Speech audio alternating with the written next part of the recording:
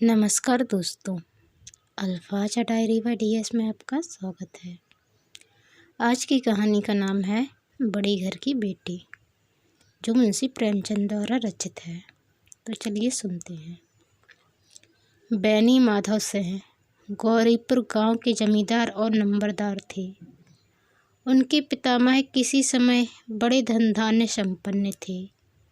गांव का पक्का तालाब और मंदिर, जिनकी अब मरम्मत भी मुश्किल थी, उन्हीं की कीर्ति स्तंभ थे। कहते हैं इस दरवाजे पर हाथी झूमता था। अब उसकी जगह एक बूढ़ी भैंस है, जिसके शरीर में अस्थि पंजर के सिवा और कुछ शेष न रहा था, पर दूध शायद बहुत देती थी, क्योंकि एक न एक आदमी हांडी लिए उसके सिर पर सवार ही रहता था। बैनी माधव सिंह अपनी आधी से अधिक संपत्ति वकीलों को भेंट कर चुके थे। उनकी वर्तमान आय 1000 रुपये वार्षिक से अधिक न थी। ठाकुर साहब के 2 बेटे थे। बड़े का नाम श्रीकंठ सिंह था। उसने बहुत दिनों के परिश्रम और उद्योग के बाद BA की डिग्री प्राप्त की थी। अब एक दफ्तर में नौकर था। छोटा लड़का लाल बिहारी सिंह दोहरे बदन का सजीला जवान था। भरा हुआ मुखड़ा, चौड़ी छाती। भैंस का 2 सेर ताज़ा दूध वह उठकर सवेरे पी जाता था। श्रीकंठ सिंह की दशा बिल्कुल विपरीत थी। इन नेत्र प्रिय गुणों को उन्होंने BA इन्हीं 2 अक्षरों पर न्यौछावर कर दिया था। इन 2 अक्षरों ने उनके शरीर को निर्बल और चेहरे को कांतिहीन बना दिया था। इसी से वैदिक ग्रंथों पर उनका विशेष प्रेम था। आयुर्वेदिक औषधियों पर उनका अधिक विश्वास था। शाम सवेरे से उनके कमरे से प्रायः खरल की सुरीली कण मधुर ध्वनि सुनाई दिया करती थी। लाहौर और कलकत्ते के वैद्यों से बड़ी लिखा पढ़ी रहती थी।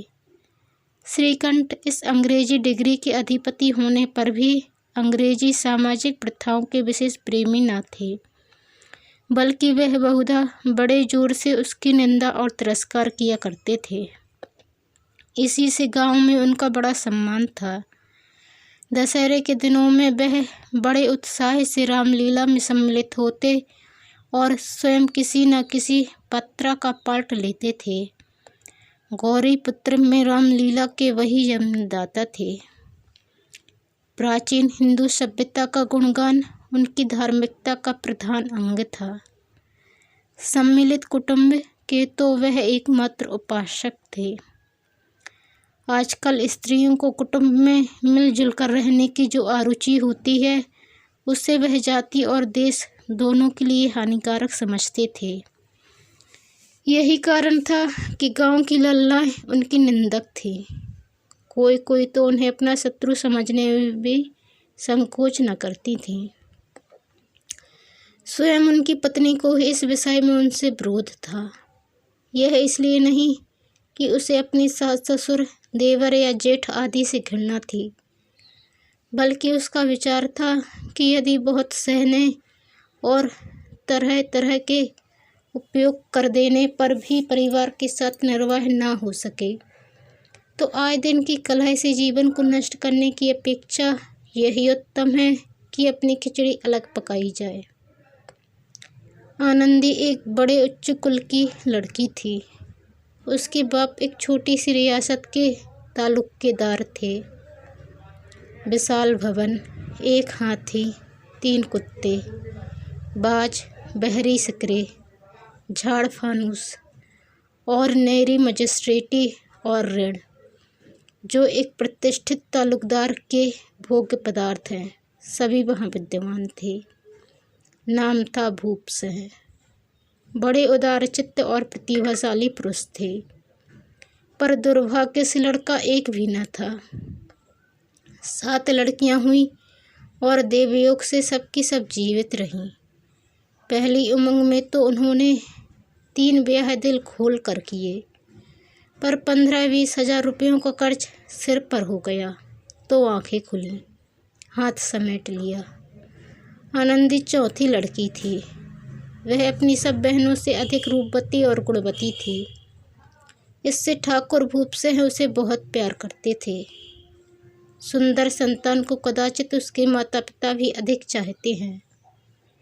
ठाकुर साहब बड़े धर्म संकट में थे कि इसका विवाह कहाँ करें। ना तो यही चाहते थे कि ऋण का बोझ बढ़े और ना यही स्वीकार था कि उसे अपने को भाग्यहीन समझना पड़े। एक दिन श्रीकंठ उनके पास किसी चंदे का रुपया मांगने आया। शायद नागरी प्रचार का चंदा था। भूपसिंह उनके स्वभाव पर रीझ गए और धूमधाम से श्रीकंठ सिंह का आनंदी के साथ विवाह हो गया।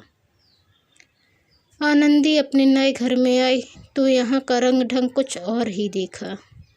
जिस टीम टाम की उसे बचपन से ही आदत पड़ी हुई थी वह यहाँ नाम मात्र को भी ना थी। हाथी घोड़ों का तो कहना ही क्या, कोई सजी हुई सुंदर वहली तक ना थी।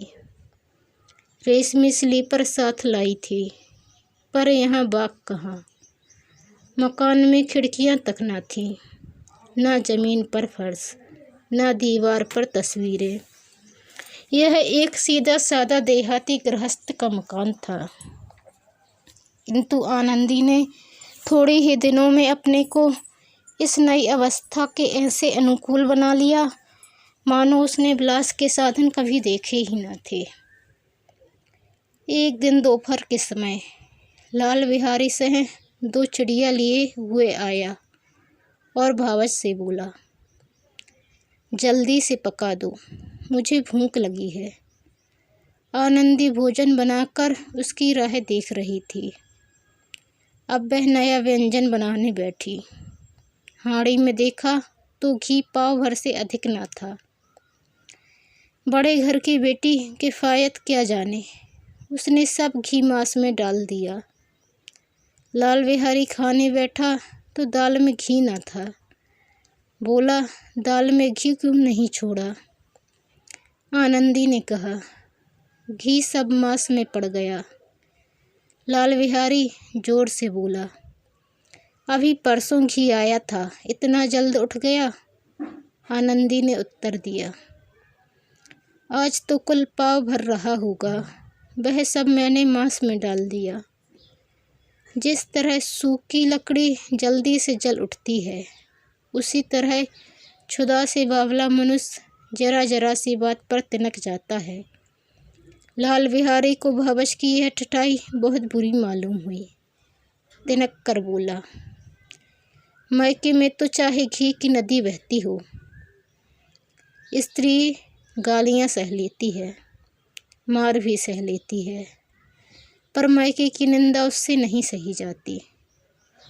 आनंदी मुँह फेर कर बोली, हाथी मरा भी तो 9 लाख का, वहाँ इतना घी नित्य नाई कहार खा जाते हैं। लाल बिहारी जल गया, थाली उठाकर पलट दी और बोला, जी चाहता है जीभ पकड़कर खींच लूँ। आनंदी को भी क्रोध आ गया, मुँह लाल हो गया। बोली, वह होते तो आज इसका मजा चखाते। अब आपड़ उज्जट ठाकुर से ना रहा गया। उसकी स्त्री एक साधारण जमींदार की बेटी थी। जब जी चाहता उस पर हाथ साफ कर लिया करता था। खड़ाऊ उठाकर आनंदी की ओर जोर से फेंकी और बोला, जिसके गुमान पर फूली हुई हो उसे भी देखूंगा और तुम्हें भी। आनंदी ने हाथ से खड़ाऊ रोकी, सिर बच गया, पर उंगली में बड़ी चोट आई। क्रोध के मारे हवा से हिलते पत्ते की भांति कांपती हुई अपने कमरे में आकर खड़ी हो गई। स्त्री का बल और साहस, मान और मर्यादा पति तक है। उसे अपने पति के ही बल और पुरुष तत्व का घमंड होता है। आनंदी खून का घूंट पीकर रह गई। श्रीकंठ सिंह शनिवार को घर आया करते थे। बृहस्पति को यह घटना हुई थी।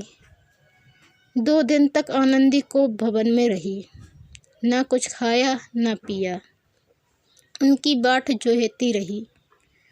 अंत में शनिवार को वह नियमानुकूल संध्या समय घर आए और बाहर बैठकर कुछ इधर उधर की बातें, कुछ देश काल संबंधी समाचार तथा कुछ नए मुकदमों आदि पर चर्चा करने लगे। यह वार्तालाप 10 बजे रात तक होता रहा। गांव के भद्र पुरुषों को इन बातों में ऐसा आनंद मिलता था कि खाने पीने की भी सुधि न रहती थी। श्रीकंठ को पिंड छुड़ाना मुश्किल हो जाता था। ये 2-3 घंटे आनंदी ने बड़े कष्ट से काटे। किसी तरह भोजन का समय आया, पंचायत उठी। एकांत हुआ तो लाल बिहारी ने कहा, भैया आप जरा भाभी को समझा दीजिएगा कि मैं संभाल कर बातचीत किया करें, नहीं तो एक दिन अनर्थ हो जाएगा। बैनी माधव सिंह ने बेटे की ओर से साक्षी दी। हाँ, बहू बेटियों का यह स्वभाव अच्छा नहीं कि मर्दों के मुँह लगे। लाल बिहारी, वह बड़े घर की बेटी हैं तो हम भी कोई कुर्मी कहार नहीं हैं।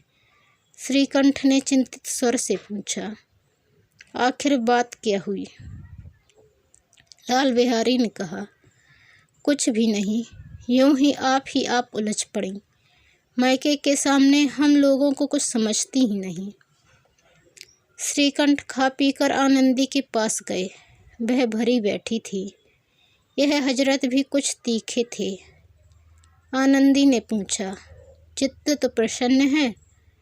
श्रीकंठ बोले, बहुत प्रसन्न है, पर तुमने आजकल घर में यह क्या उपद्रव मचा रखा है? आनंदी की त्योरियों पर बल पड़ गए। झुंझलाहट के मारे बदन में ज्वाला सी दहक उठी। बोली, जिसने तुमसे यह आग लगाई है उसे पाऊं तो मैं झुलस दूं। श्रीकंठ, इतनी गर्म क्यों होती हो? बात तो कहो। आनंदी, क्या कहूँ? यह मेरे भाग्य का फेर है, नहीं तो गवार छोकरा जिसको चपरासगिरी करने का भी सरूर नहीं, मुझे खड़ाऊ से मार कर यूँ ना करता। श्रीकंठ, सब हाल साफ साफ कहो तो मालूम हो, मुझे तो कुछ पता नहीं। आनंदी, परसों तुम्हारे लाडले भाई ने मुझसे मांस पकाने को कहा। घी हांडी में पाव भर से अधिक ना था। वह सब मैंने मांस में डाल दिया।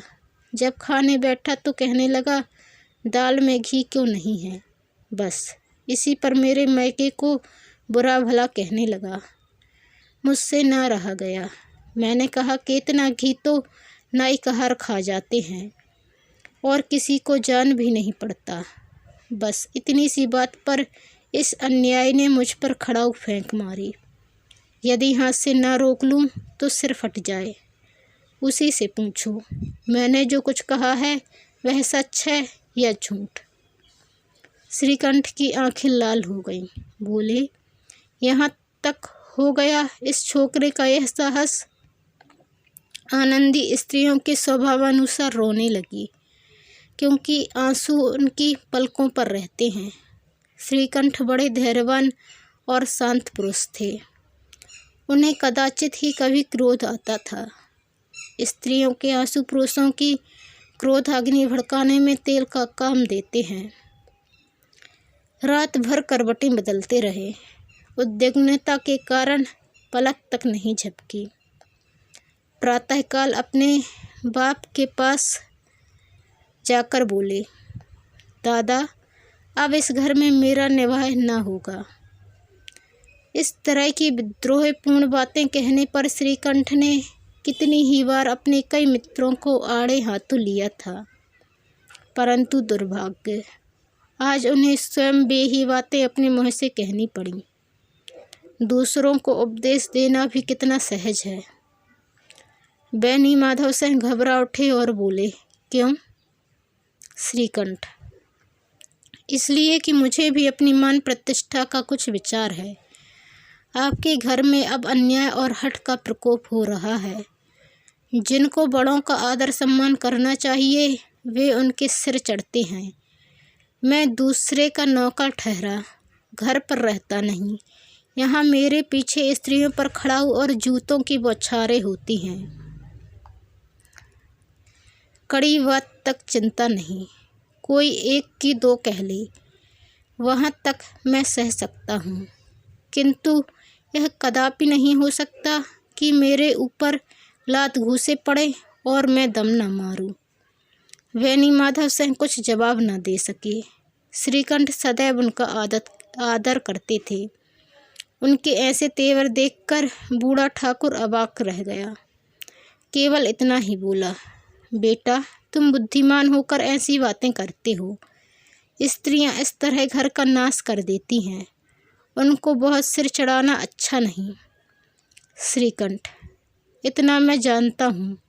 आपके आशीर्वाद से ऐसा मूर्ख नहीं हूँ। आप स्वयं जानते हैं कि मेरे ही समझाने बुझाने से इसी गांव में कई घर संभल गए। पर जिस स्त्री की मान प्रतिष्ठा का ईश्वर के दरबार में उत्तरदाता हूँ, उसके प्रति ऐसा घोर अन्याय और पशुवत व्यवहार मुझे असह्य है। आप सच मानिए, मेरे लिए यही कुछ कम नहीं है कि लाल बिहारी को कुछ दंड नहीं देता। अब बेनी माधव सिंह भी गरमाए, ऐसी बातें और ना सुन सके। बोले, लाल बिहारी तुम्हारा भाई है। उससे जब कभी भूल चूक हो उसके कान पकड़ो। लेकिन श्रीकंठ, लाल बिहारी को मैं अब अपना भाई नहीं समझता। बेनी माधव सिंह, स्त्री के पीछे? श्रीकंठ, जी नहीं, उसकी क्रूरता और अविवेक के कारण। दोनों कुछ देर चुप रहे। ठाकुर साहब लड़के का क्रोध शांत करना चाहते थे, लेकिन यह नहीं स्वीकार करना चाहते थे कि लाल बिहारी ने कोई अनुचित काम किया है। इसी बीच में गांव के और कई सज्जन हुक्के चिलम के बहाने वहां आ बैठे। कई स्त्रियों ने जब यह सुना कि श्रीकंठ पत्नी के पीछे पिता से लड़ने को तैयार है तो उन्हें बड़ा हर्ष हुआ। दोनों पक्षों की मधुर वाणियाँ सुनने के लिए उनकी आत्माएं तिलमिलाने लगी। गांव में कुछ ऐसे कुटिल मनुष्य भी थे जो स्कूल की नीतिपूर्ण गति पर मन ही मन जलते थे। वे कहा करते थे, श्रीकंठ अपने बाप से दबता है, इसलिए वह दब्बू है। उसने विद्या पढ़ी, इसलिए वह किताबों का कीड़ा है। बेनी माधव से उसकी सलाह के बिना कोई काम नहीं करते। यह उनकी मूर्खता है।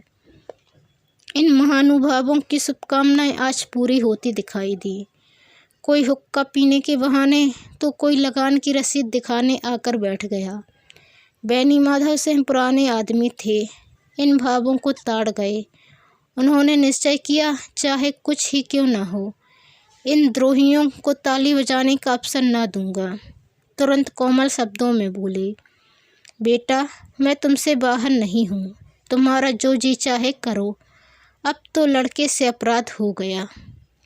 इलाहाबाद का अनुभव रहित झल्लाया हुआ ग्रेजुएट इस बात को ना समझ सका। उसे डिबेटिंग क्लब में अपनी बात पर अड़ने की आदत थी। इन हथकंडों की उसे क्या खबर। बाप ने जिस मतलब से बात पलटी थी वह उसकी समझ में न आई। बोला, लाल बिहारी के साथ अब इस घर में नहीं रह सकता। बेनी माधव, बेटा बुद्धिमान लोग मूर्खों की बात पर ध्यान नहीं देते। वह बेसमझ लड़का है, उससे जो कुछ भूल हुई उसे तुम बड़े होकर क्षमा करो। श्रीकंठ, उसकी इस दुष्टता को मैं कदापि नहीं सह सकता। या तो वही घर में रहेगा या मैं ही। आपको यदि वह अधिक प्यारा है तो मुझे विदा कीजिए, मैं अपना भार आप संभाल लूँगा। यदि मुझे रखना चाहते हैं तो उससे कहिए जहाँ चाहे चला जाए, बस यह मेरा अंतिम निश्चय है। लाल बिहारी सिंह दरवाजे की चौखट पर चुपचाप खड़ा बड़े भाई की बातें सुन रहा था। वह उनका बहुत आदर करता था। उसे कभी इतना साहस न हुआ था कि श्रीकंठ के सामने चारपाई पर बैठ जाए, हुक्का पी ले या पान खा ले। बाप का भी वह इतना मान न करता था। श्रीकंठ का भी उस पर हार्दिक स्नेह था। अपने होश में उन्होंने कभी उसे घुड़का तक न था। जब वह इलाहाबाद से आते तो उसके लिए कोई न कोई वस्तु अवश्य लाते। मुकद्दर की जोड़ी उन्होंने ही बनवा कर दी थी। पिछले साल जब उसने अपने से डेवड़े जवान को नाग पंचमी के दिन दंगल में पछाड़ दिया तो उन्होंने पुलकित होकर अखाड़े में ही जाकर उसे गले से लगा लिया था। 5 रुपए के पैसे लुटाए थे। ऐसे भाई के मुँह से आज ऐसी हृदय विदारक बात सुनकर लाल बिहारी को बड़ी गिलानी हुई। वह फूट फूट कर रोने लगा। इसमें संदेह नहीं कि अपने किए पर पछता रहा था। भाई के आने से एक दिन पहले ही उसकी छाती धड़कती थी कि देखूं भैया क्या कहते हैं। मैं उनके सम्मुख कैसे जाऊंगा, उनसे कैसे बोलूंगा, मेरी आंखें उनके सामने कैसे उठेंगी। उसने समझा था कि भैया मुझे बुलाकर समझा देंगे। इस आशा के विपरीत आज उसने उन्हें निर्दयता की मूर्ति बने हुए पाया। वह मूर्ख था, परंतु उसका मन कहता था कि भैया मेरे साथ अन्याय कर रहे हैं। यदि श्रीकंठ उसे अकेले में बुलाकर 2-4 बातें कह देते, इतना ही नहीं 2-4 तमाचे भी लगा देते, तो कदाचित उसे इतना दुख न होता। पर भाई का यह कहना कि अब मैं इसकी सूरत नहीं देखना चाहता, लाल बिहारी से सहा न गया। वह रोता हुआ घर आया। कोठरी में जाकर कपड़े पहने, आंखें पोंछीं, जिससे कोई यह न समझे कि रोता था। तब आनंदी के द्वार पर आकर बोला, भाभी, भैया ने निश्चय किया है कि वह मेरे साथ इस घर में न रहेंगे। अब वह मेरा मुँह नहीं देखना चाहती, इसलिए अब मैं जाता हूँ। उन्हें फिर मुँह न दिखाऊंगा। मुझसे जो कुछ अपराध हुआ उसे क्षमा करना।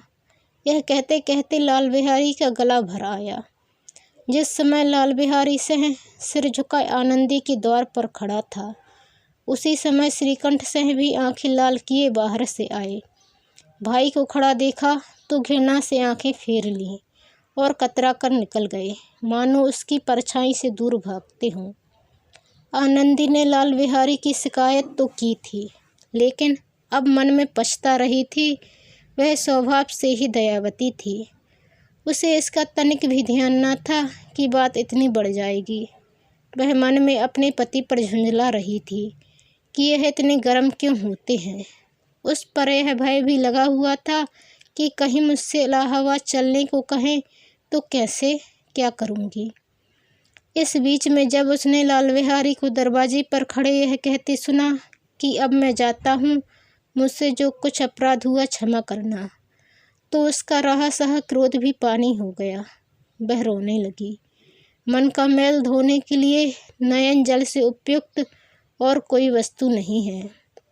श्रीकंठ को देखकर आनंदी ने कहा, लाला बाहर खड़े बहुत रो रहे हैं। श्रीकंठ, तो मैं क्या करूं? आनंदी, भीतर बुला लो, मेरी जीभ में आग लगे, मैंने कहाँ से यह झगड़ा उठाया। श्रीकंठ, मैं ना बुलाऊंगा। आनंदी, पछताओगी, उन्हें बहुत ग्लानि हो गई है, ऐसा ना हो कहीं चल दें। श्रीकंठ ना उठे। इतने में लाल बिहारी ने फिर कहा, भाभी, भैया से मेरा प्रणाम कह दो। वह मेरा मुँह नहीं देखना चाहते, इसलिए मैं भी अपना मुँह उन्हें न दिखाऊंगा। लाल बिहारी इतना कहकर लौट पड़ा और शीघ्रता से दरवाजे की ओर बढ़ा। अंत में आनंदी कमरे से निकली और उसका हाथ पकड़ लिया। लाल बिहारी ने पीछे फिर कर देखा और आंखों में आंसू भरे बोला, मुझे जाने दो। आनंदी, कहाँ जाते हो? लाल बिहारी, जहाँ कोई मेरा मुँह न देखे। आनंदी, मैं न जाने दूंगी। लाल बिहारी, मैं तुम लोगों के साथ रहने योग्य नहीं हूँ। आनंदी, तुम्हें मेरी सौगंध, अब एक पग भी आगे न बढ़ाना। लाल बिहारी, जब तक मुझे यह ना मालूम हो जाए कि भैया का मन मेरी तरफ से साफ हो गया, तब तक मैं इस घर में कदापि न रहूँगा। आनंदी, मैं ईश्वर को साक्षी देकर कहती हूँ कि तुम्हारी ओर से मेरे मन में तनिक भी मैल नहीं है। अब श्रीकंठ का हृदय भी पिघला। उन्होंने बाहर आकर लाल बिहारी को गले लगा लिया। दोनों भाई खूब फूट फूट कर रोए। लाल बिहारी ने सिसकते हुए कहा, भैया, अब कभी मत कहना कि तुम्हारा मुँह न देखूंगा। इसके सिवा आप जो दंड देंगे मैं सहर्ष स्वीकार करूंगा। श्रीकंठ ने कांपते हुए स्वर में कहा, लल्लू, इन बातों को बिल्कुल भूल जाओ। ईश्वर चाहेगा तो फिर ऐसा अवसर न आवेगा।